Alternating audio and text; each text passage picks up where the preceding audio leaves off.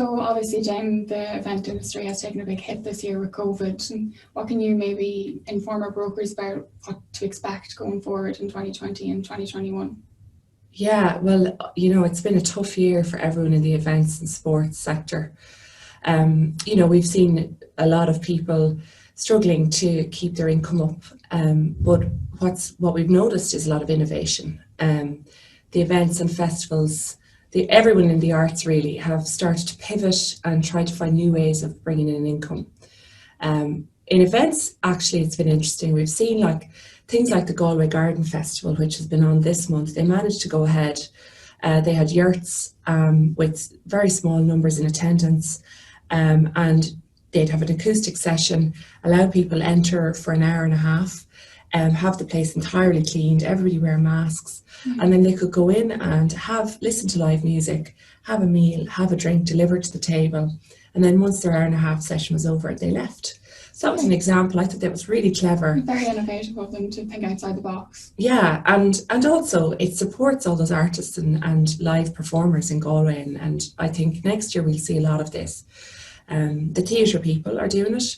The Fringe Festival in Dublin, they had loads of outdoor events like live theatre, live performances on the street or in parks, and really creative ways of continuing the performances in the sector. Yeah.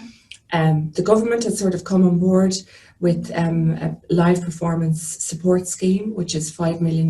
I believe the deadline for that was around now.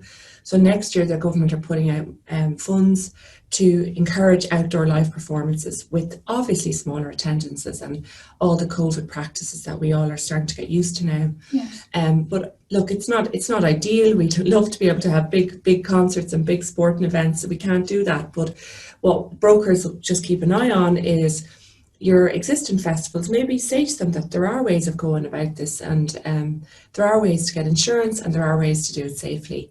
And we'll support all the clients new and existing clients in their efforts as much as we can. Of course, yeah. And even just, we are open to virtual events this year. We've kind of seen a lot of virtual events going on. I think especially as a team, we've seen a lot of submissions, and we are diverse in our underwriting criteria. We are willing to help and are open to new ideas that people are bringing forward, which is good. Virtual concerts have been a success. It's a kind of funny thing. You wouldn't think you'd get the same experience, but it has been great. It's brilliant, yeah. Sports as well. Did you notice that?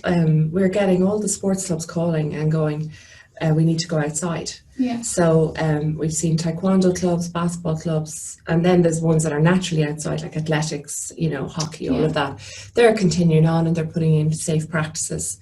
So the insurances for those clubs should be able to be fine for next year without any issues. Hopefully, yeah. Fingers crossed anyway. I would like to ask the brokers that if they have any queries on new submissions or new ideas, that they can just contact us via phone or email. We're always there to help. Yeah, and I just want to say thank you to the brokers who continue to support us.